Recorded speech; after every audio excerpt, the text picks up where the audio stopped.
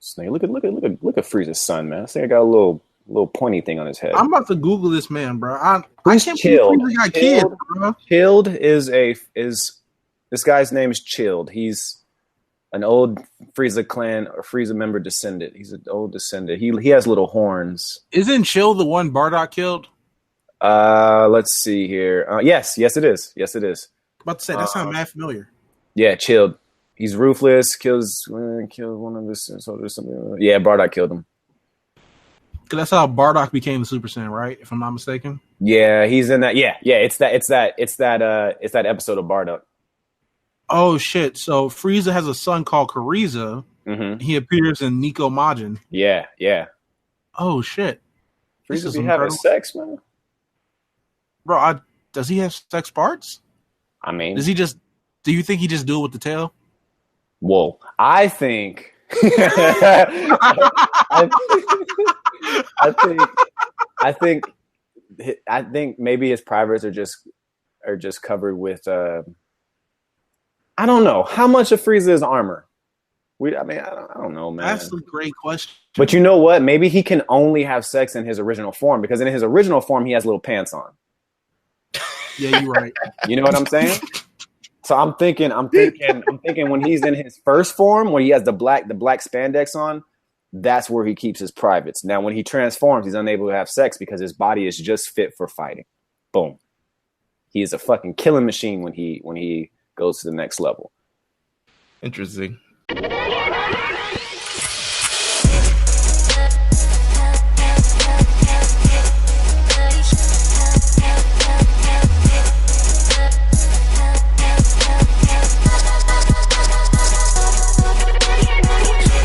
Welcome, everybody. We are back. Yeah. We are here.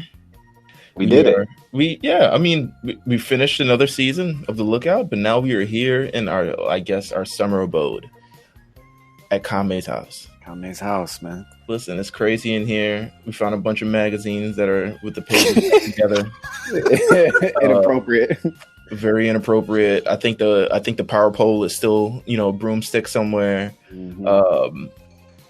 But it's nice. It's nice and it's chill, and that's kind of what we're giving you with this entire ordeal through the summer. I mean, we're not going to start the next season of The Lookout until fall, but we didn't want to leave you guys empty-handed, and we didn't want to stop the discussion. I mean, there's so much more things in the anime world to talk about, and we just wanted to touch on it. And so we also need to tell the truth too. We were kind of hoping Super would be back on. Yeah, I mean, we were hoping Super would be back. It's all good. But it's July, and we have a lot of things to still talk about. So. I think the powers that be that spoiled the surprise for whoever it was, spoiled it a little impromptu. But you know what? It is what it is. If you have not listened to The Lookout before, my name is Meelz. I'm here with the Platinum Chanel boy himself, Jeff. Yeah. And we have a special guest on the line, someone who's joining us at Kame House. We have X from The Looking Glass on Barbershop Network. What's up, man? It's Barber's Chair Network. It's Barber's Chair. You almost had it. You almost Barber's had it. Chair. Cool. Listen, I was smooth until I was no longer smooth. Someone said Barber's Clippers one time. I was like, nigga, what? I was like, but this is X, aka Henny at Black Ash. Y'all know the whole spiel, Excelsior bitches, all that good shit. I'm just here to talk that shit with Meelz and Jeff this week about Cooler, Dragon Ball Z, at Kame House. The Playboy magazine surrounded us. Looked like a session just had in here, bro. Roshi got to chill. Listen, it's all here. Listen, we're just hanging out, we're chilling out, we're on the island, we're just maxing, relaxing, acting all cool and all types of other stuff. Yeah. First question, just the thing. What has anyone been watching any? Because this is a series where we don't necessarily, our normal format is we'll go through an arc in Dragon Ball and we'll cut it down episode by episode, part of the things. But Summer at Kame House, we really get to stretch out a little bit and really kind of explore. Is there anything else that people have been watching that they want to talk about, just even briefly, or you would want people to check out? Fire Force has dropped, I think, so that looks pretty cool to me. Plus Attack on Titans is about to wrap up soon, so that's something y'all should go check out, because that last chapter was crazy. Like, niggas got their head cut off, bro. That shit was wild. But besides that, nah, not really. I just restarted My Hero Academia, but besides that, Yeah, I'm just watching old stuff right now. I'm on Unicorn right now, Gundam Unicorn. If you're into that type of stuff, but that's really all I'm on right now. I just finished wrapping up. Well, they just finished wrapping up season 2 of One Punch Man. Yeah. Pretty good. I mean, how was that? Because I niggas have told me it wasn't as good as the first one. Really? Yeah. No, season 2 is way more. I would say it's way compared to season 1. Season 2 is way more. I would say there's a lot more on the line, and there's a lot more like gore to it. A little bit more gore to it, especially with the main villain, who's kind of like he's not really a villain. He's more like the anti-hero type of deal, and then there's the actual villain type of deal. But I was only surprised because the only sort of qualm I would have about it, and I really liked it because I really liked the humor. I like the general gist of it. I'm very surprised how they creatively write this thing, considering there's a hero who's pretty much unstoppable and ends fights with a punch. So kind of how you get to write your way around that, to me, is very intriguing. A lot of it's like what they do with Goku, where he's just not there until he's there. But I would say season 2, my only qualm about it is the ending, because it's a cliffhanger ending. Oh man! And the for an anime that hasn't aired for 3 years, to end with a cliffhanger ending, I'm just like, I really hope they've got something in store for season 3 that ends that picks up a lot more quicker than it did from season 1 to season 2. Because I just started it this year. My friends have been watching it, Carlos and people, who've been on Two Belts and things like that have recommended me, check out One Punch Man. And this was my first year. I just started watching it this year, and I was just like, what? It started when and didn't come back until when? And now it's gone already? So that's the only thing I would say. I would binge it for sure. To me, it's not a difficult show to binge. No, it's really not. Isn't. It's an easy watch. It's an easy watch to me. Just from my sense of humor, I love it because it's hilarious. In certain spaces and things like that, they don't really take themselves seriously, but there are definitely points here where the action goes up to pretty much a 10, and every characters play out a lot more characters, I would say, than in season 1. A lot more characters get a lot more shine. So I would say that check out One Punch Man season 2. It's not bad at all, unless you hate cliffhanger endings, then it might suck. It's anime, man. It's anime. This is true. And it wouldn't be the first anime that ended with a cliffhanger ending. I'll tell you that for a season. It won't be the last one either. So nope. But with that, we should get into what we're talking about this episode. In this episode, we're getting into Dragon Ball Z. I'm not sure how many movies we talked about on this podcast. We talked about the special History of Trunks. 3 or 4? Y'all talked about Bardock too, right? We talked about, I don't know if we talked about Bardock. We talked about, I think we mentioned it when we were talking about the Dragon Ball Z movie, the Broly movie. Right. So we've definitely done that. We talked about the first movie when we were on, late fees. When we did that Lookout Late Fees cross promotional sort of dealios. So this is kind of like the first kind of full episode where we're talking about the movies. The Trunks thing was a special. Not even the old Broly joints? No, not even the old Broly. Not yet, at least. Yeah, kind of looking back, actually, we should have probably did it before the Broly movie came out, because after that, whew. I mean, we had discussions about, how they felt in comparison to what this one may feel like, but we never did anything full on it. Right, 100%. So we're here to talk about the Dragon Ball Z movie, Cooler's Revenge. And initially, we were discussing which one we should pick, and then I just think I picked this one because I feel like Cooler is in terms of just like, I mean, he's no Broly, but in terms of like the characters from the movie that you actually kind of know and you kind of remember the names, you remember Cooler because he's attached to one of the most despicable villains of the series, and probably one of the most despicable villains in anime, Frieza. So to me, Cooler's Revenge, I kind of wanted to pick the second one first, but then I said, you know what, let's do the first one first. Only the second one because it has Vegeta in it, and I'm very surprised that they've gone this far with the movies without Vegeta appearance until the actual second Cooler movie. Right. It's kind of crazy, considering how big of a character he is, and and all of that. But Dragon Ball Z movie, Cooler's Revenge, originally released in 1991. So that's legitimately July 20th, 1991. So we're almost on the anniversary. Yeah, might have dropped this on the anniversary. Shit. I mean, we'll get there. I mean, we'll double up. So it was originally released July 20th, 1991, and then it was dubbed by Funimation in 2002. Fuck, I feel old. Yeah, it's crazy. I can't even remember the first time I've seen this movie. Do you guys remember the first time? I saw it on Toonami, I think. Yeah, that late night. I'm not sure if it was like a late night viewing or like in the middle. Yeah, I don't know how late it was, but it definitely was like, you know, when you watch it now as an adult, it runs up to like 42, 45 minutes. But when it was on Toonami, you know, they push it to an hour because of commercials and whatnot. But I want to say the first time I saw it was on Toonami, though. I want to say that's the first time I saw it too, but I'm not actually completely sure when the first time I saw this movie was. I either saw it on Toonami or I found it on LimeWire back in the day and downloaded it. I got the soundtrack off LimeWire. Oh, really? Well, listen, we're gonna talk about the soundtrack because this soundtrack is something different. Yeah. But to me, I remember the first time I remember, and this is only because like Dragon Ball fan, just research all the things. I just remember the name of Cooler, but I never actually saw the Cooler movie until probably it was either Toonami or maybe it was way after the fact. Like it might have been in my 20s somewhere where I was just like, oh, let me actually start watching these movies, right? Even though I know what they are about and all this other stuff like that. Oh, not surprised. Pretty run of the mill, and this movie is, and we were talking about it a little bit before. This is the most run of the mill. Very, very strict.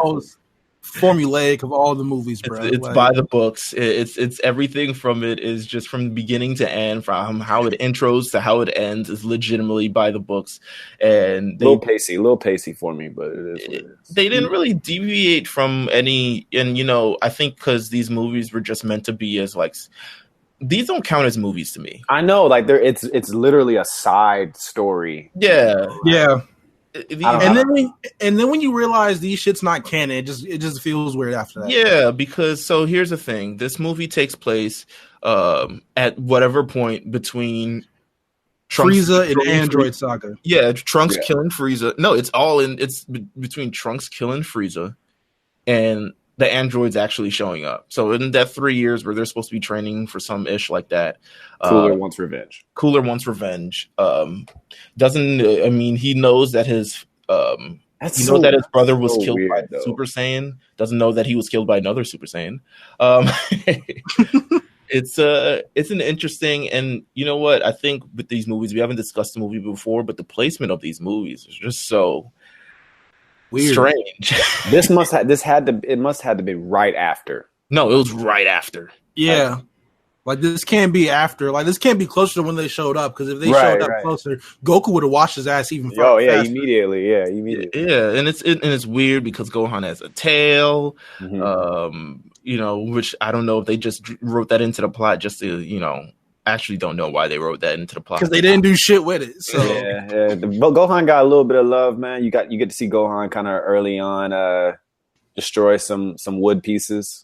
Oh yeah, training, cool training, a little bit quick training, quick training. Krillin said, "Handle the lightweight, little bro." Yeah. We got let's see, in terms of the cast of people in here, we have Goku, we have Gohan, Piccolo makes his, appearance that he does. Makes the same fucking appearance and everything. The same type of appearance to save the same fucking person every time. Oh my god. Krillin, we have Krillin in here. We have, who else do we have here? Yajirobe. I forgot the name of the cat. Damn. Corrin. Yeah, Corrin. There we go, Corrin. And, Oolong, Chi-Chi, and several other people that we'll get to in the future. Let's see. In terms of this movie as well, the soundtrack is the notable difference to me. Yeah, the soundtrack is what gives it life, man. From this film, and like I don't know if it was in any other films where they had a legitimate soundtrack, an English dub soundtrack, which is very 2002-y. Considering this was when this movie was actually dubbed and released on Funimation. The soundtrack to this. What kind of checks were they cutting? I don't know. Bro, right. I want to know the budget for these movies, because they be actually licensing real shit. No, this year frame is like, this was like still, rock and roll like was still doing numbers, like Right. top 5 hits, like like these artists were still doing really, really well on like Billboard and stuff at this time. So like I don't know what kind of checks they were cutting to even. You know what? I think it was just because of the popularity of Dragon Ball, especially during this era. It was one of the highest rated things on television.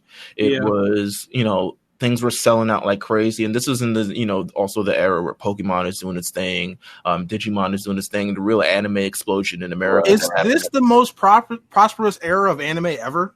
It's either between then. I would say it's more prosperous because I think it was more widely. It's hard because currently this era. I'm about to say we just got past. We're in a really special place right now, so it's tough to say that. But I mean, when it's all said and done, we may say, this era right now where we are is. This is like the 82, 80, wherever Michael Jordan draft class is. I think it's 82 or whatever. If this is 82 right now, that had to be like 2003. You feel me? Mm-hmm. I think so. More so. So the anime explosion, and this is the first explosion, so it was everywhere. Because I mean, we talked about this on Mount Silver. When there's a trend in America that blows up, it is everywhere. It is on lunchboxes. It is on TV screens. It is in newspapers. It is on everything like that. So this became, once everyone was just like, "Oh, what's this? The kids are on anime now. Let's put it on everything." This is where it kind of came to be. So you have artists like, Drowning Pool and American Pearl and Finger 11, Disturbed. You know what's crazy about all these people on this, this track listing, and I'm pretty sure X will, echo my thoughts. I only know these bands because they're WWE bands. Thank you. That's right. I thought I was the only one. Drowning Pool. I think I told you, like, there was this radio station, 93.7 used to play this type of shit. So like Trapped and Disturbed. Mm-hmm. So I knew this stuff outside of the E. Like this is back when like E was. You remember they was cutting big checks. Listen, let the bodies hit the floor. Drowning Pool. Come on, Finger 11. They let Taker come out to a Fred Durst record, which I'm still trying to figure out. Like I always wonder, like, man, they don't ever get like licensed records, big songs. Punk was the last one. Punk was the last one to get a licensed song. That's amazing, dude. Yeah. Well, and maybe Ronda Rousey as well. Oh well, yeah. Oh yeah. They had to cut the back. But yeah, I mean, this is probably the only foray we'll have between Dragon Ball and wrestling itself, but. I think Drowning Pool, I just remember for Bodies at the Floor, Finger 11, Slow Chemical, which is Kane's theme, Disturbed, which did that Stone Cold Steve Austin theme, Deftones, I know that they're on WWE, but I just remember the Deftones. I remember just kind of, and it's really interesting. Do you think in terms of how this movie ended up played out, did the actual soundtrack itself enhance the movie, or did it feel definitely. Definitely. Like when Cooler was beating the dog shit out of Goku, that soundtrack hit different. It's weird to me, and I'm not saying that it's bad, but just knowing what anime soundtracks are like, and knowing like, okay, there's a story to this, and all the other things like that, and then just hearing like American rock under it. To me, it's kind of jarring initially. Mm-hmm. But it ends up working out. It ends up working out pretty fairly, I'd say. Honestly, the best case of it was the first Broly movie, because that soundtrack when he finally ascends, that was some extra. That was like different. Yeah, this to me, like, it works. I think it does brighten, like it helps the film a little bit. It Americanizes it a lot. Yeah, I think that had to be the purpose. Like, I'm curious to like. I don't know I would like to know what it sounded like, before adding these in. Oh, probably, I want to hear the sub version of this. Honestly, right. To kind of compare. It's probably, you could probably imagine it in your head. I'm sure you can imagine it in your head. If there's like a flute and like that's being played urgently, like. I think it's a good way to separate like Cooler and Frieza too, though. Like just from like a sound. These villains, they have their own atmosphere behind them, Mm-hmm. Like to Frieza, all this shit is a game. Like, he does this for fun. To Cooler, like, bro, like, you fucked up, you disrespect my family, nigga, you gotta die. Like, that's how Cooler was. Listen, Cooler for a long time, I guess, was not canon, and until apparently GT, which he made an appearance in GT, which I don't think was supposed to be there. I don't know on accident. I don't know if they were supposed to do that, but he's definitely in GT, which makes him a very canon villain. Let's get into the movie itself, and we talk about the movie itself. But well, in general, let's run it back a little bit. Our thoughts generally on Dragon Ball movies, like.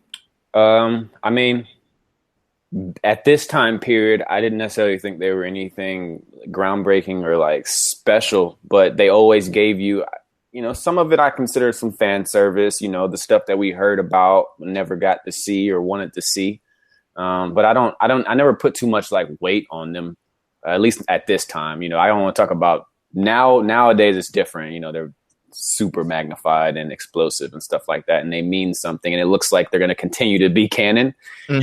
So I think when they make stuff like this that isn't canon, it's cool, but I think generally people want things that are all related. So it takes a little bit away from it ultimately, and that has meaning and has stakes, right? Because if we're watching Z later and people, those hardcore fans, right, who are obsessed with Frieza because they're out there, right? It's like Frieza is their everything. I'm sure they would love to, know the whole dynamic of Frieza's history and his family. So, they went and did and put it in this little sub story that doesn't necessarily mean anything in the main story. I don't know. I don't know if it's fan service or it's just like, hey, here's a little bit of background on one of your favorite villains. He has a brother who is kind of powerful. You already know what his dad's gonna be like later. So I don't know. I don't know if it's just adding to it, but I didn't put too much weight in these movies because I didn't get a lot of it after. Yeah, like there's no follow up to them at all. Like, and then when you realize they're not more canon, sequels that aren't canon. Yeah, like I didn't realize they weren't canon until I was like 15. So like that was like what, 2011 or some shit when I turned 15, when you realize they're not canon. Because I didn't know all these shits weren't canon until I saw Son Goku and his friends return way back when. Oh, and then you're probably like in the Frieza cycle. When's Broly showing up? When's he? Yeah, like where's Man's at? Like, where's Android 13? Why you don't talk about even this, for example? It's like what was Vegeta doing? Right. Yeah, I mean, 100%, right? Like, he's off training by himself, apparently. I don't know if this is the time between when the androids. I mean, because if you look at the way that it starts, I mean, they're going off on like this picnic type thing. Yeah. They're sneaking away for the weekend pretty much. So I assume, I mean, I get it. Like Vegeta is probably not invited in the edit, but at this point they still don't fuck with him. Right. Find a way to show up. I mean, I think he would sense. He would definitely sense anything related to Frieza, even close to strong as anybody here, and he'd be like, "Yo, something's up. I'm gonna go find out what this is." It's weird because this movie for a long time, I mean, it still isn't canon in my opinion, because I don't consider it canon. But there are canon elements to it because of, the movie starts off, they're floating through space and we see, I think this is a flashback based on just the sepia tone of it. But they go back and I don't know if they're watching the history of Bardock. That's what it looks like. It looked like they were watching the history of Bardock, but they essentially see Frieza blowing up planet Sadala and a spaceship containing a baby traveling through space. And he was like, should we kill it? And then he's like, that's Frieza's job. Like, this isn't even my sector of the universe. Like, I don't even know why I'm here. So there are canon elements to this entire and the relation to Frieza and all these other things, but the movie still isn't canon. It's not. It's. I mean, yeah. If that's the case, then we can go all the way to Super and say, well, like, there's just other things that they can make this make sense later on. So I don't think that was never their intentions, because I think we would have seen Cooler again in a better light. I feel like when they actually made these shits, like they intended them to be canon, and Toriyama was like, nah. I mean, to me, this is all continued promotion for the show. Like, all of this is like, this is another promotional, sort of avenue, similar to like it's just like probably the best version of it all. So they can continue to have life and continue to give people that fan service that they love because they're characters. I mean, there's fucking Icarus in this movie. We never see Icarus in Z for anything. That is true. He's a strictly movie character, and but it's just weird that there are canon elements to this movie, but this movie doesn't actually be canon itself. They dropped the characters in their video games. Oh, they did? Yeah. I mean, Cooler shows up in a lot of these games. Cooler is in every game, bro. Like they just put his ass. They just put him in fighters. Oh my god! I mean, I can believe it because he is. I mean, in terms of he's very cool. He's a vet, like no pun intended, but like he's a I did not mean to, but I'm saying in general, if you look at him, I just think his presence visually and the fact of his bio, like where he comes from and being Frieza's brother is, I think it's bigger than his actual movies. Like, it's like people like Cooler just because of his history and what he is. I mean, that and his design is cool as shit. Design is awesome. Let's talk about Cooler long form because Cooler is this, he's introduced in this movie. He's introduced as the brother of Frieza. He looks like Frieza, kind of, like Frieza's darker skinned brother. He's Frieza's Nigerian half brother. Moms. Yeah, I mean, you never know. It's the design for this apparently was designed by Akira Toriyama, which is something that I'm not sure if he actually rarely does for movies themselves, but it was designed by Akira Toriyama, which, for instance, will make me think in the future we may get some cooler stuff that will actually be canon.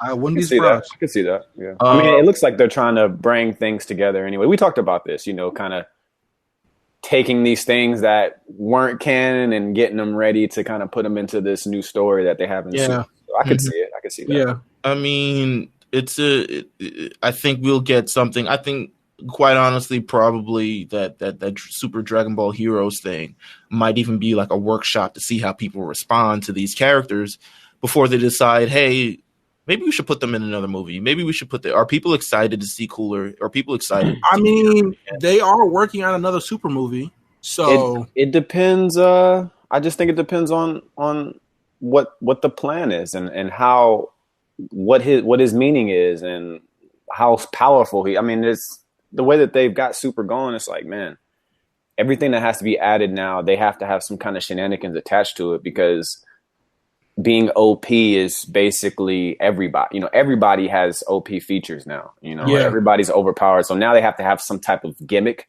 Yeah, if you're not a god at this point, bro, you really don't mean shit. Right, which is kind of weird. Like it's like, okay, well, what could they do to Cooler, in 2019 or 2020 to make him work with everybody who's so powerful now? You know what I mean? Because you see here, I mean, he's not even close to Frieza. I think what you do here is, and you would have to sort of define him against Frieza, right? Like he and even in this movie, they kind of do that because they talk about it in the beginning or at least some point in the movie. Probably if Goku didn't kill Frieza, Cooler would have killed Frieza at some point. Yeah, he got sick of him at one point. Like, there's some drama. There's some drama. Frieza is, I guess, in terms of. But I mean, bro, if Frieza was my brother, I mean.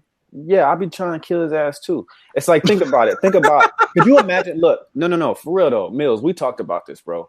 I need a genuine, like, I would just absolutely die for a Frieza-based movie. I mean, like his background, his family, where he came from, his growing up, like, because the dynamic is hilarious. First of all, we love his dad. His dad is a hilarious, flamboyant character. I think. Very zesty. Yeah, very, very zesty. But I like the character. Like, Frieza, we already know, and Cooler. So we have three characters who have some good history together, and it makes sense. Frieza's an absolute asshole. Wouldn't you love to see their childhood dynamic? I would love to see their family dynamic and how that sort of come together. I mean, there's talk about Frieza's mom. I don't know if they have moms, but I think they make it work. I'm just saying, could you imagine if like Frieza's mom is just like all powerful? Just like, we don't see her because she's just like can't be seen. I think it would make for some interesting, definitely discussions. The only reason I say this is because like Frieza race is like a coin. It's like a dragon, like Yeah. like it's an actual thing. So I'm just curious if they're ever gonna expand it, considering how big the character is now. Well, you do that, and then you'd end up actually like humanizing Frieza. I mean, he's already pretty popular. Yeah, I'm about to say, how much more are they gonna? I mean, he's not gonna be a good guy. I don't think so. They make a Frieza movie, and you're gonna start getting Frieza's not a villain tweets. Like, yeah, I mean, but you can do that. It won't matter if again we're gonna get. I mean, I think everybody's kind of.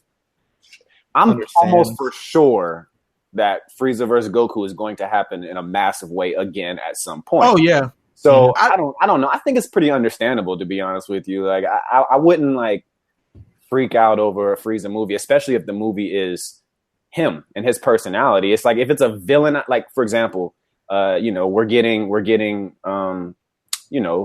bad guy Marvel movies and stuff like that. I mean, to me, it doesn't make me any more scared of that character, or it doesn't make me fear him less. It's just development, Right. 100%. I mean, I think you're right in terms of just a Frieza movie or a special or something. Everybody, though. I mean, Frieza, I think, is a special case. I think Frieza's a special case. It's considering how iconic and how popular he is, and then you get Cooler, who is, I guess, iconic by proxy. I don't think I wouldn't call him iconic. He's great. I feel like all right. So maybe I would say he's definitely a tier below Broly. I think Broly, just the design, and I would say so. I think right after that, you're gonna have him. But again, there's legitimately no other movie characters that I can remember that would have been anything worth of a damn. Isn't it weird? Maybe what's his face? The guy who actually became canon. Not Majin. Short guy, Bagel Boss guy. No, Bagel Boss guy. First movie. The first movie? Was it Garlic Jr.? There we go. Oh. Yeah, Garlic Jr. Yeah. But I'm just saying, I thought you were talking about Turles. I was like, what, bro? Like, oh, I'm sorry. Is that the first movie? It's Tree of Might, right? That's the first movie, right? It might be. I might be bugging. No, I think the first movie we went over the first movie on late fees, and it ended up being Garlic Jr. Yeah, it was Garlic Jr. Jr. It's Garlic Jr. I'm going to dub the Bagel Boss guy on. I'm a fan of Garlic Jr., but I would put Cooler right above him. You would put Cooler above him? I do. I would. Yeah. Easily. I do. Like, just by proxy of Coolers and Fighters, and Garlic Jr. doesn't like. Garlic Jr. doesn't get any play, unfortunately. I don't think he lasted past that Toonami era. Like from like a popularity standpoint, but it does interest me, looking at, this is kind of random, but looking at Frost's design from Super and like what the actual, I don't know what they're teasing, man. It's like King Cold, Frieza, Frost, Cooler. Right. I mean, it's a cool dynamic. I just want more of it. Yeah. You know what? I can't blame you. Let's get more into the movie itself. And, I don't think we can go, we won't go by this like scene by scene, but we can talk about the movie overall. And we talked about this, we hinted at this a little bit earlier. It's a pretty run of the mill, pretty by the books movie. It is, Goku and his friends are having a good time. They get jumped. Yeah, they get jumped randomly. Some aliens, of course. Goku tries to save him. Goku gets thinged. Boom, boom, boom. Gotta go get sensu beans. Bro, like, okay, so first of all, Gohan completely fucks up everything. When he came in to like check on Goku and like he's at the Cooler standing there and then like I'm like, do you not use context clues, man? It's like, why would you come over here? He's still so early. He's still in his hair development. But that is the reason why basically Goku had to, save Gohan from getting zapped by Cooler and got his. Yeah, Gohan came at the worst possible moment. Worst time. And yeah. I mean, at that point, the movie is about making sure Goku wakes up. I love the fact that Goku thinks Cooler is Frieza. They all think Cooler is Frieza, but not only that, he thinks he's like Frieza for like half of the movie. Like when Cooler shows up again, he was like, "Frieza, stop!" And he's like, "This is not Frieza. My name is not Frieza, bro." It does bother me though, considering how like sensible they are with like energies and stuff. I mean, I know they're gonna have similar energies because they're brothers, but like it's kind of racist. a little bit. I'm like, now I see why Frieza destroyed. Yeah, it's kind of racist. It's like I look nothing like Frieza. I mean, I look similar to Frieza, but again, I'm clearly not him. Yeah, like he is white. Listen to me. You talked to him for like 3 months. You know what I mean? Like, it's like he's shorter. I'm taller. Like, there's nothing about me that's like even. So, I mean, the death beam's even different colors, man. Yeah, like context clues, guys. Oh my god, shooting beams out of his eyes like consistently. Oh my god, like, I feel why they call them monkeys now. Like I feel them on that. Oh my god, listen. Hey, I don't mind the monkey term in this, man. They're not black, man. They're not. They are. They legitimately have monkey tail. They're not black, bro. It's cool. The tail is the joke. The tail is the joke. Let's talk about the Icarus. We don't really get to talk about Icarus. We don't really see Icarus. Yeah, Icarus is basically this is his last movie, Gohan's. Yeah, it's Gohan's Nimbus, basically. All in all, which is weird because Gohan can actually use Nimbus. I know, so but he does not. He don't care. He don't care about that shit. He wants his own. He wants his own. I mean, if I can have a dragon or a cloud, I'm taking the dragon. So every time. The cloud is really cool though. Like, even though Icarus looks like he's some dragon tails, I'll take the dragon. He does like his dragon tails a little bit. He's got a little cute. His eye. It's his eyes. The eyes are very like like gooey, you know, like cute. But like Nimbus is awesome. But no, if I can fly on a dragon and do my thing. Although Nimbus seems a little bit more safer though. Yeah, I mean. But then you got to make friends with an actual thing, and Nimbus is just a cloud who can't talk back or respond or anything. Nimbus does have some kind of personality. Nimbus is a little snippy.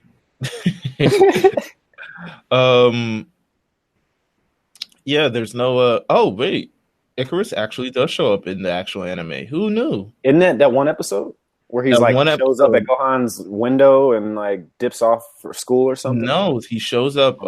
He actually shows up in a couple episodes, but Icarus shows up in the greatest filler episode of all time. He's in the car episode. He's in the car episode. Shit. Oh wow, I remember. He's in the car episode. He's where Gohan and then Icarus decide to go take a trip to see how. Yeah, you're right. Yeah. So listen, Icarus is kind of canon, but not really. Empress is he's canon. We have to call him canon now. He's canon, but he'll be not in Super really. soon. He'll be in Super soon. Yeah, I think he would have been in Super already if he was going to be in Super. He you might be dead. Pan flying on Icarus? Alive? Is he alive right now? No, he might be dead. Wait, no. We have to assume he's some sort of reptile, which means his lifespan is probably fairly long. So I think he's alive. You know, he did look like a kid dinosaur, so maybe he's a grown-up dinosaur now, doing grown-up dinosaur things with other grown-up dinosaurs. But I mean, I guess so. I'm sure he'll show up again in Super. Shout out Icarus, man. They have a good thing about keeping things canon. I mean, we got Pilaf back for God's sakes. That's true. He ain't never leaving. Yeah, no, Pilaf and the gang is hilarious to me. I hope they never leave. Let's see, who else do we have in this movie? I mean, we got Frieza. I mean, Frieza's Cooler's henchmen. Yeah, grunts to me. Yeah, they're just saying henchmen. You got new Zarbon in here. That's exactly guy puts his head inside of his body to dodge beams. Yeah, they stand no chance for Goku. Really, it's just. I mean, they stand no chance for Piccolo. Jesus Christ. Cooler's gotta have some grunts that are mediocre, just like Frieza. Although Frieza's, Frieza has Frieza's the Frieza niggas force. are a little stronger, but Frieza has the Frieza force. Frieza has the Ginyu force. Yeah, first of all, Frieza has multiple forces. There are layers to this. There are his right-hand men, Zarbon and Dodoria. Then there is the hitmen, which are the Ginyu force. And then there's the, hundred thousands of goons that he has called the Frieza force that he just used to send to planets and things like that. Yeah. Cooler apparently just has 3 guys. See, and this is why I want to know more about their family. He's the older brother. Yeah, he's the older brother. How is everything not his? You know what I mean? I just feel like there's real dynamic to it because Frieza was obviously we're talking canon here, but if we go to Super, right, and we see King Cole land on Planet Vegeta, you guys know what happens next. This is cool. This is Frieza. This is all his shit. It's his now. It's like, you think Cooler was just at the crib watching Netflix? Like, Cooler had to be the black sheep of the family. He was like, no, this is not my fate. Why she got like exiled for like some wild shit? Like he just exterminated a whole race of people or some shit like that. He did something he wasn't supposed to do. I feel like Cooler. He killed their mom. No. Oh, I wouldn't even be mad at that, man. I feel like Cooler is just different. Like he's just not. He's different from. He doesn't. He's on his own. He doesn't. Abide by the family dynamics of like, this is what we do. I mean, he does in a sense, but then he doesn't in a sense. It kind of, because it feels like less in this movie now that he's like this, evil tyrant, and he looks more just like a guy kind of rogue on his own.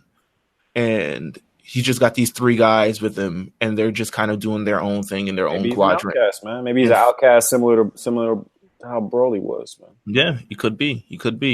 Going through this movie thus far, we get to see a little ship though, man.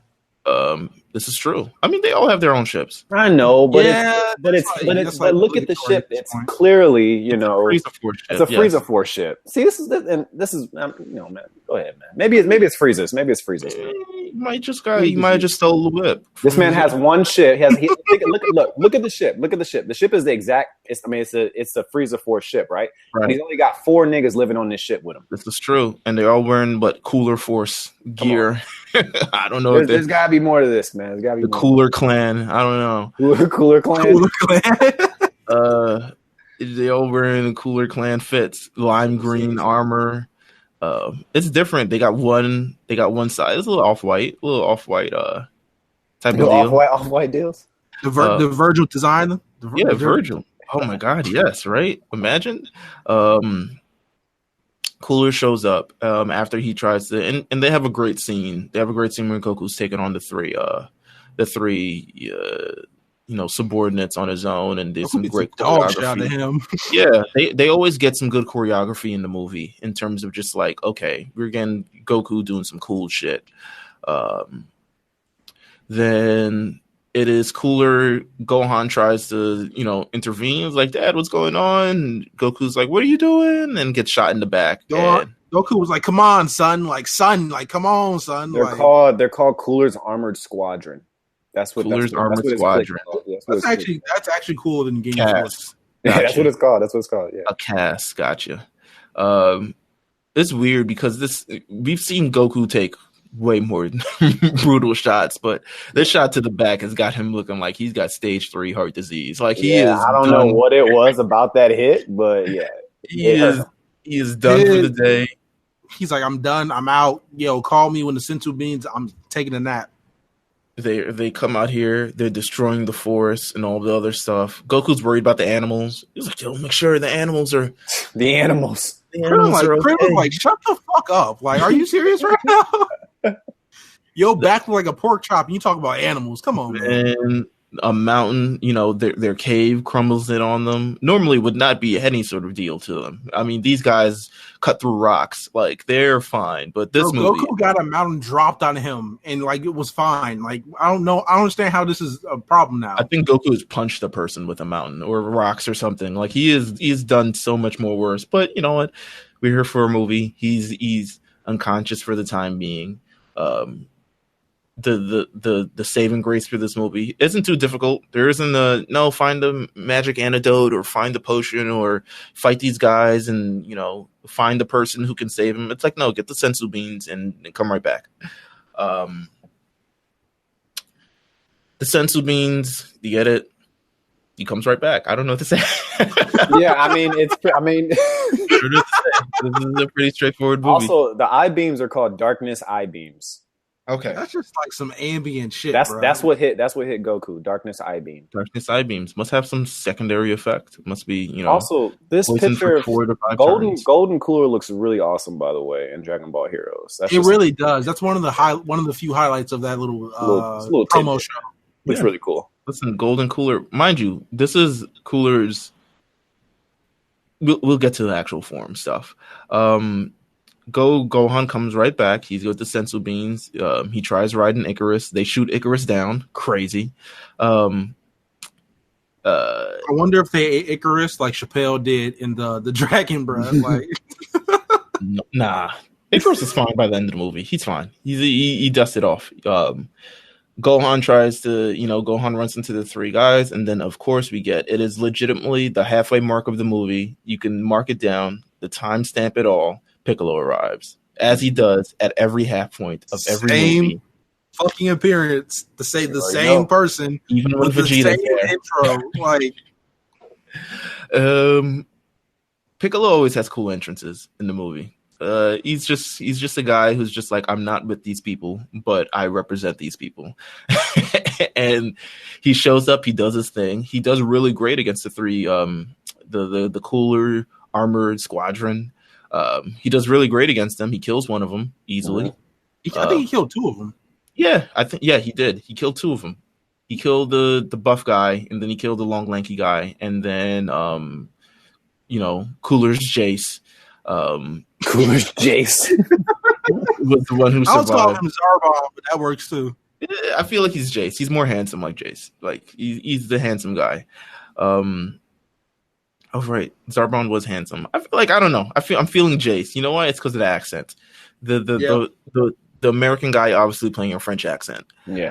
And they have a nice battle here and there, and then Cooler gets a hold of Piccolo, and that's the end of Piccolo. I mean, you could time it. It's like a little 5 minutes. No. My favorite part is Goku's got his arms up, thinking he's about to catch Piccolo.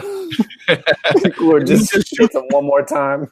Yo, I shouldn't have laughed at that shit, but I did. It's funny. It's funny. The cool, cute, cruel humor of Cooler.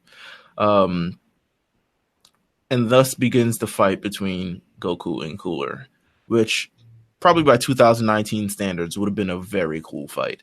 Yeah, imagine the CG if they did this shit today. Yeah, I think it would have been very cool. It would have lasted a little bit longer. I think it does last long. I mean, the fight actual in this movie lasts probably around like 13 minutes or so. Yeah. I mean, it takes up like the whole second half of the movie. Yeah. Goku's getting some really good stuff in on regular form Cooler, which is, I guess, equivalent to the fourth form of Frieza. But Cooler says, this isn't even my final form, which is like, oh shit. All right. Well, here we go. All right, just roll it out, man. Let's just get to it. So is this the form? We're equating Cooler's current form to Frieza's white form. Right. So he's managed to go a level above Frieza. So Frieza's fourth form was his third transformation. Cooler said that this is his fourth transformation, so that means he has three other forms. Plus the fourth one that he started in, plus the fifth one that he ends in. So man's got 5 forms. He's managed to somehow find a way differently than Frieza. He's lying. Yeah. He's shenanigans, man. You think he's lying? I'll buy that answer. He's lying. This is the second form. He's lying like hell, bro. He is lying like a motherfucker. This man had to go meta just like his brother, man. Come on, man. I buy it. I can buy the lie. Yeah. I can see why he would lie. I feel the lie. Yeah, I understand it, but like he's lying. This is my third form. This is my only form. This is all I can do. Yeah, this is it. Trust me. If you saw the other forms, you wouldn't even you would have been astonished by me using this form. But it's mad regular. His base form is mad regular, which is his fourth form. But he changes, he turns up, he's get these big, there's the muscles, there's the he looks like a giant purple Hulk, bro, with like a face mask. The face mask was a nice touch. I love the face mask.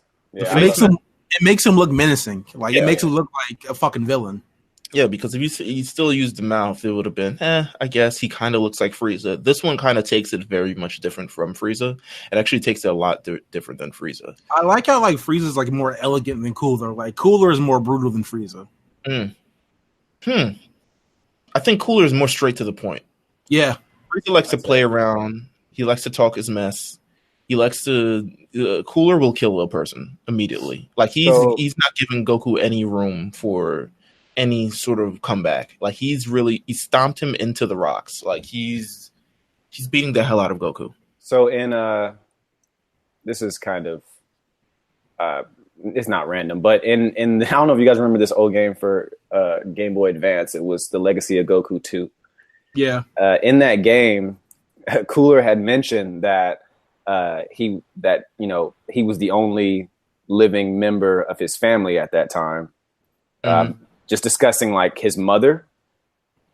Mm-hmm. There was a time where Frieza said in the manga, "You're the first one aside from my parents who have had the dust off, who knocked the dust off me afterwards." I was over here. I'm knee deep in Dragon Ball Wiki right now, man. But it's like going through like this Frieza race. There's apparently he had obviously it's not dub, but Frieza has a son, not dub, but not canon. Oh, yeah. It's some cool little stuff in here, man. I saw that. Kids, what the fuck? I mean, it's not canon, obviously, but I'm just looking in, the whole. Like I said, I want the Frieza movie, man. I want to see all this because I want to just Cooler's a really cool character. Like I just think there's so much more to tell. So Cooler's really beating the snot out of Goku, and Goku, a bird comes his way, and he's all about the animals in this movie. Fight back, nigga. That's what the bird said. A bird came his way and it's dead, and he's like, "No, I have to save the bird." And he lends it his Super Saiyan energy, and then he begins to change. And this is the same bird that went across Gohan's face. I think so. The same species, same design, man. Same design, man. Look at that bird, man. Look at that bird. Birds. What does it say about birds in Dragon Ball? What do they represent? That's a really good question. That's pretty cool. That they use this bird as a form of a breaking point. Yeah, right? Kind of freedom, or I don't know. Yeah. Freedom. I could see that. Yeah, I can make up a metaphor, but it's not a monkey jumping across branches. At least it's true. They didn't say a monkey. They could have easily shown a shot of monkeys like a monkey brother, please. Oh my god. Continue. He transforms into a Super Saiyan, which is kind of cool. And in terms of the design itself, it's more of like it's not like gold, but it's like this platinum kind of gold. Mm-hmm. Platinum Chanel boy Goku. Yeah, there we go. And at that point, he's like, "Oh, this is a Super Saiyan that must have killed Frieza. I'm not going to be a dumbass like Frieza. I'm going to actually destroy the planet." Well, these plans don't ever work against Goku, man. Yeah, never. you talk about destroying a planet, it may be like the worst thing you can tell him. That does not happen at all. No, not even close. No, because Goku Kamehameha it the ball right back at him, and then they all go flying into the sun. And at this point, Cooler's having an epiphany. He's like, "Yo, is that the kid that I didn't destroy when I had the chance to destroy him?" And I'm like, "That is too late for that." What kind of thought process? How many years have went by and he's over here thinking about that one kid? It's been 30 years. He's like, "Damn, is that him? Is that? Oh shit, it was him. Damn!" Like that's just them trying to like connect everything, and they did a really bad job doing that. In my opinion, they could have just did without that part. Like I don't even need to hear that. Yeah, they could have. Honestly, they could have done without the first part too. I mean, it was really inconsequential. The middle is fairly strange. I think the time period trying to get Goku, that little 15-20 minute stretch of trying to get Goku to wake up, get the sensu beam. I mean, it was cool because Piccolo got his stuff in, but like I don't know, man. It's like we're really just waiting for Goku to wake up again. And how did he find out who killed I don't know. Frieza so quickly and find out the actual person and their coordinates and everything? Also, for this to be like the second time we see Super Saiyan Goku, I mean, it was trash, man. Like he's groaning for a little bit, and then the rock stopped moving, and he's holding a bird. Bird goes Super Saiyan. Mm-hmm. And then, same bird, baby. Bird goes Super Saiyan. Bird flies away, and then you see Goku Super Saiyan. Although the drawing is awesome, like the actual visual of Goku this time. This is before they like turn the hair to like a very solid blonde. It's like a very like whitish yellow blonde at this time, but it looks really cool. Yeah, it looks cool. I feel like they could have done made it more iconic looking for the transformation. Yeah, same. But they were also like, "Yo, this is a movie and it doesn't really count." We don't have 10 minutes for him to scream and power up right now. Like the animation itself is like it's good, but it's not the greatest. But it's like it's like whatever. They're like whatever. And then one of his villains, who apparently have outlived Cooler, comes back, and then Piccolo kills him.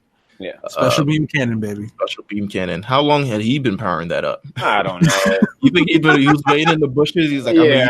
Nobody heard that. Nobody felt that energy.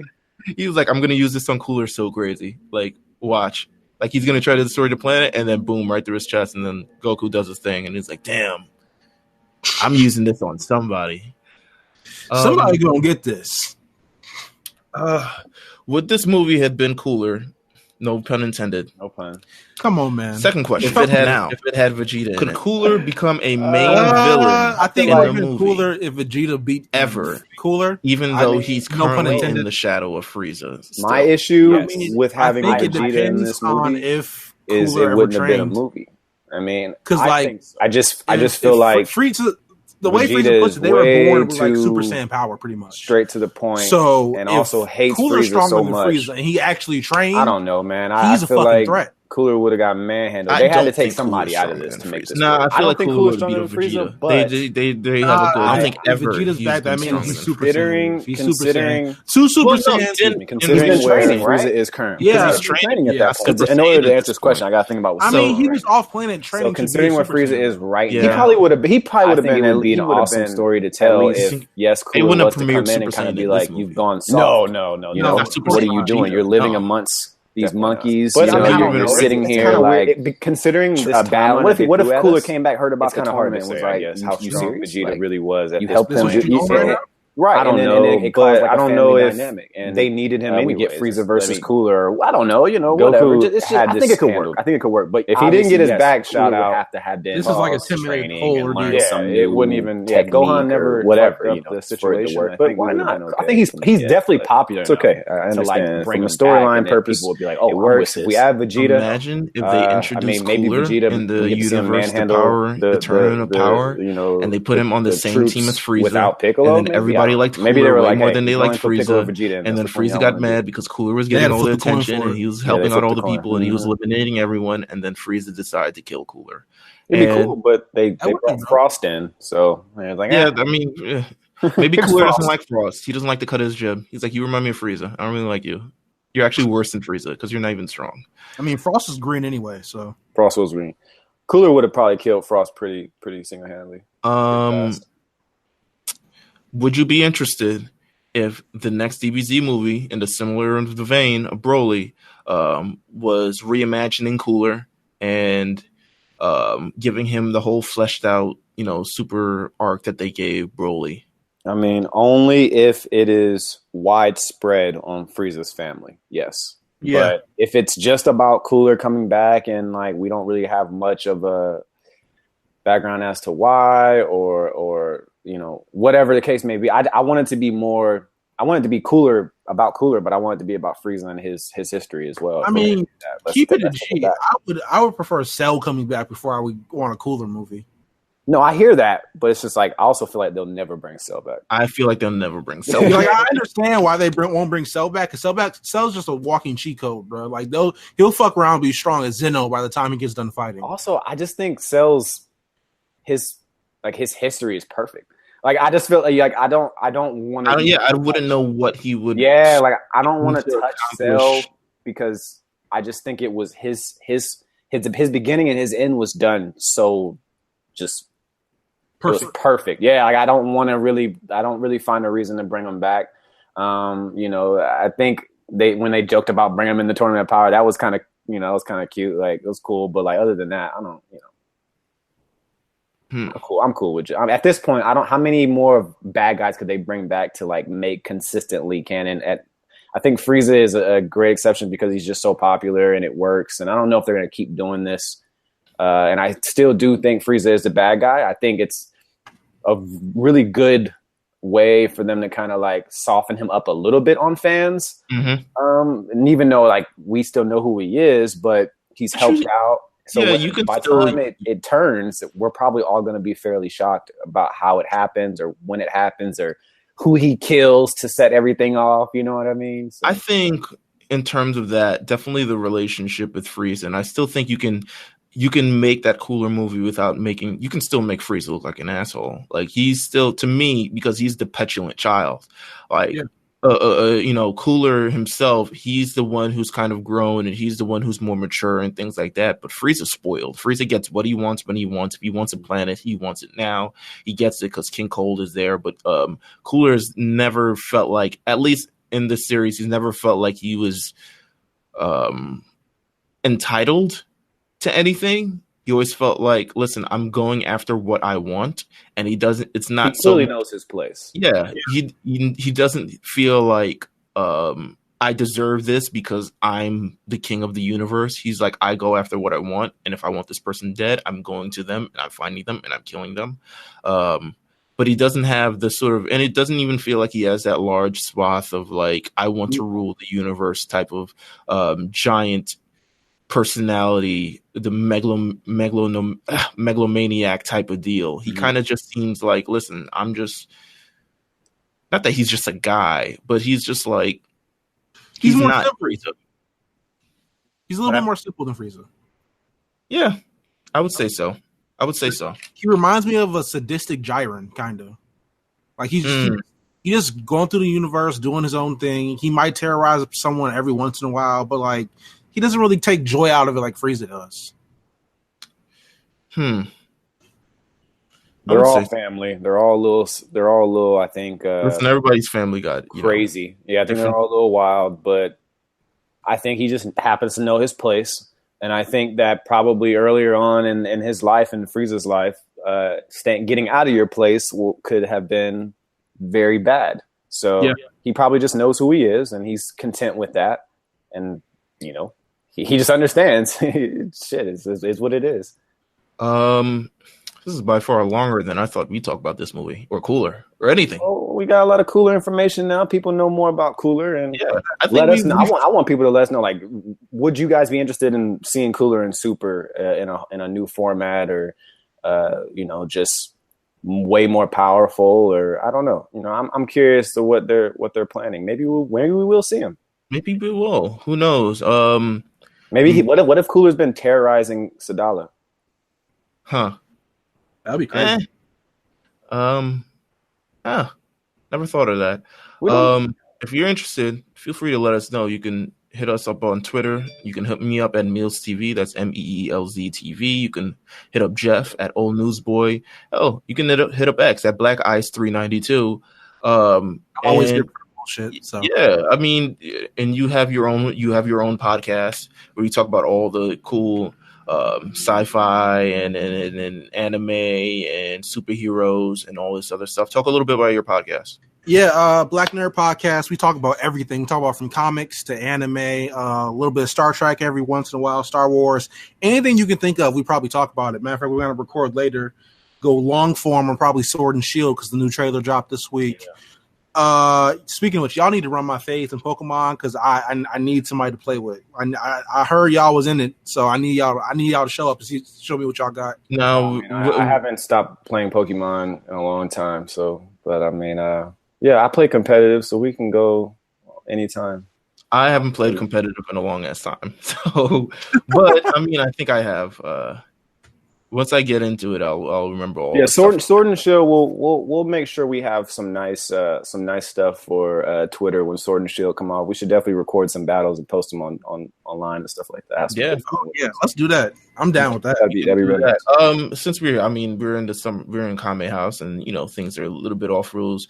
X, what's your general, before you get into on your podcast? Maybe give us a little taste of what we can expect. What's your general thoughts on Sword and Shield thus far? Sword and Shield, I don't know because it looks cool, but it looks very structured. Like it looks very run of the mill by the book. I was kind of sour when they said that all the Pokemon wouldn't be in the game, but yesterday the news came out. We're like, I think the whole development team's only like 150 people. Yeah, I sent that information to Meelz as well about it's like you guys got to calm down, man. Yeah, like they literally don't have the time and the manpower to put every Pokemon in the game. So like I'm excited because I just want a new Pokemon game. Sun and Moon was not it for me at all. Yeah, I think X and Y was definitely better in my opinion. But I just want something. Yeah, I just want something different. Really, what I really want is the Gen 4 remake. I really want the Sinnoh remake. That's what I'm really waiting on. I think everybody's probably ready for Sinnoh. We might. I feel like I was talking about this with the group. If we get it won't be Gen 2, I don't think. If we get the Heart Gold and Soul Silver remake before we get the Gen, we will. I don't think before we get the Gen 4 remake.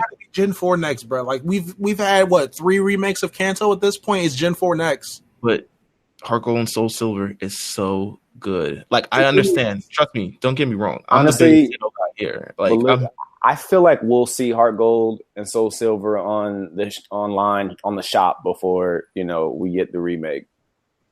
I do, because I mean, in order for them to make Heart Gold Soul Silver the right way again, first of all, they have to do it. Everything has to be basically as the old one. I need following Pokemon behind you, all that shit. But also, I still need to go back to Kanto like I could before. I just think there's a lot. That's a lot of work. It's a lot of work. I feel like, especially they couldn't even everything from scratch. Right? They even this. You've already seen the work that they got to put in this one. So I'm sure that if there's a Heart Gold Soul Silver remake, it's going to be a lot of work. And maybe this whole Switch Pro thing that they're discussing, maybe that's when we see it. I don't know. Should we talk about that? The Switch Lite a little bit. Sure, if you want to. I mean, for me. If you don't have a Switch, and you've been kind of waiting to get one, whether it was for Pokemon or Animal Crossing or whatever the case, whatever you're into, I think it's really nice. But I feel like because there's no TV capability, I think people have stressed about it a little bit too much, just because they want it to go on the TV, but Nintendo's clearly trying to separate these things, right? Yeah. So it's like the 3DS is dead ultimately. Yeah, the 2DS is dead ultimately. So they're saying, hey, here's our new handheld. Ultimately, they should not have called it Switch Lite, I think. Yeah, because it's the same price point as the issue. 2DS and 3DS too. That was the issue. Yeah, to me, it's like, just call it something completely different. It's a handheld. It's a new handheld. Get that.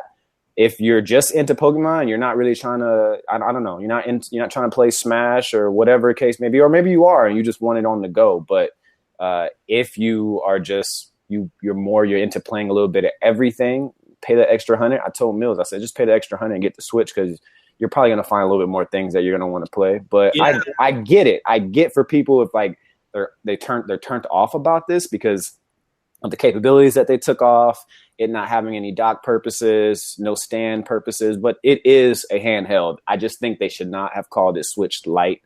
They should have just called it whatever, Game Boy Switch, or I don't know, some unique, something else, whatever. And it'd probably be fine. I may get one just because of the price point, just for to have it, but I don't know. Also, there is no real way to swap Switch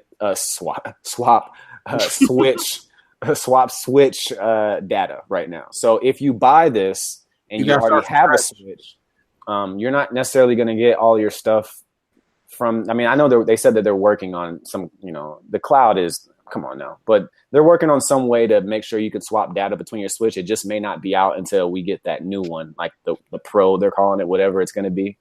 But that Pokemon, the Sword and Shield version of it is pretty dope. That may be the one I just get just because of the visual of it. Like I have the 20th anniversary 3DS with the red and blue case on it over the top. I have that 3DS. And I still have it, and I'll probably keep it just because of that. But I mean, it depends what you're into. If you're on the go a lot and you're not really at the crib using a dock, then this thing may be perfect for you. But I thought I was gonna cop it, honestly, because when it first came out, that seemed like perfect for me because I really just waiting to buy a Switch until Pokemon dropped. There's nothing wrong with that, dude. Because you may not be playing that many games. I don't know what you're like, what you're into, what you're diving into at full time. Like Animal Crossing for me. It's perfect for Animal Crossing. Like I love Animal Crossing. So like I'm looking at it like, damn, I would play Pokemon on this thing, but I would play the fuck out of Animal Crossing on it, considering, Animal Crossing it's based off what time you're in currently. So it's like I can be, somewhere else at 6 p.m. and need to do something on Animal Crossing that I can't do at home because I need to be on my handheld to do it. But then you have those people that say, yeah, well, your regular Switch is a handheld too. So I don't know, man. I see what they're doing. Maybe they should have announced the Pro first and then did this one as some handheld and not called it Switch Lite. Or the Pro and the Lite at the same time. I don't know. Or the Pro and the Lite at the same time, but it is not a Switch. I think it is not. It is not a Switch. That is a big ass Game Boy. Like, big ass Game Boy. They could have called it Game Boy Switch or GBS or whatever, and people probably would have been like, "Oh, that's awesome," whatever. But it's Switch Lite, and the word "light" does not necessarily do it justice. I mean, it is light, but it's not a Switch. I think the specs was like it's 0.61 pounds. Yeah. I think the battery's increased a little bit. There's no kickstand, so it's not meant for you to use your Pro controller or extra Joy-Cons. The Joy-Cons don't come off. There's no rumble. So all those games that need those things, they're basically dead.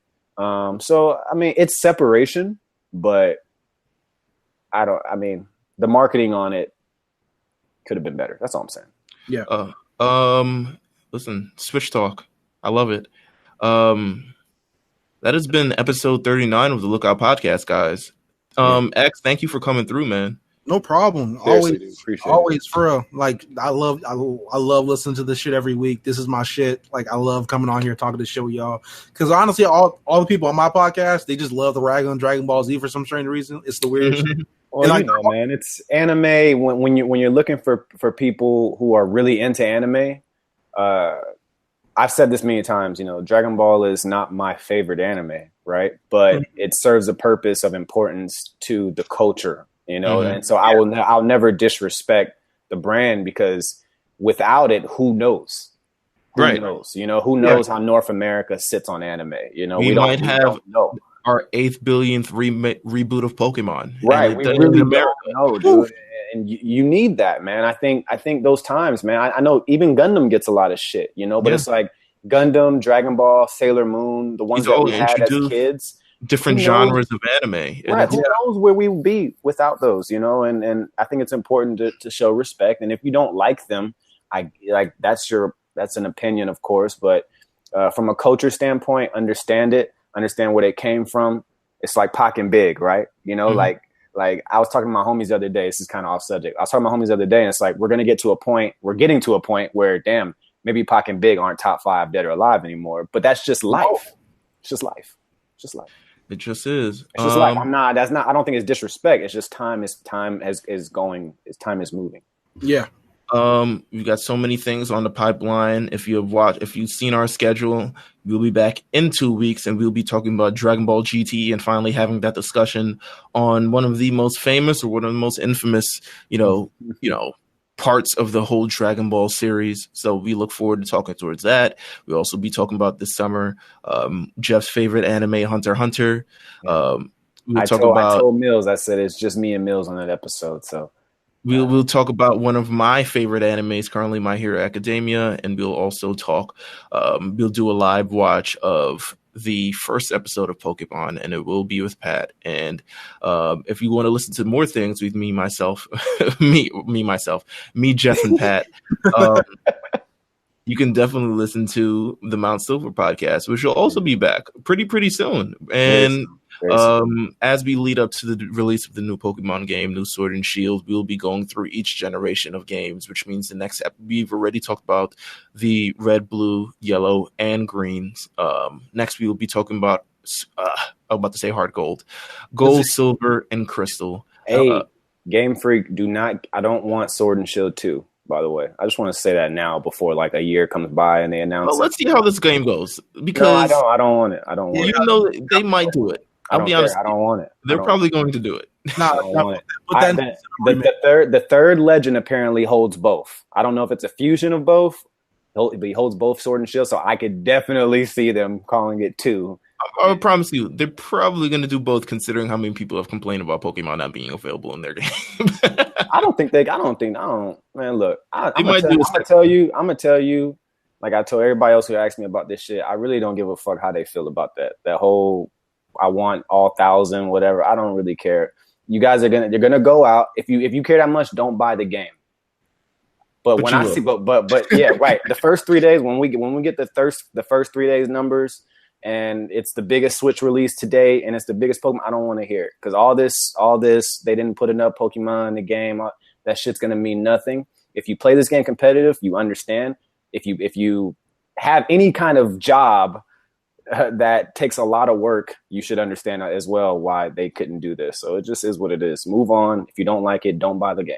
And we'll definitely talk a lot more about that on the Mount Silver podcast, which you can check out coming up pretty soon. We don't have an actual date, but it should be sometime end of July, early August. So make sure you stay tuned for that.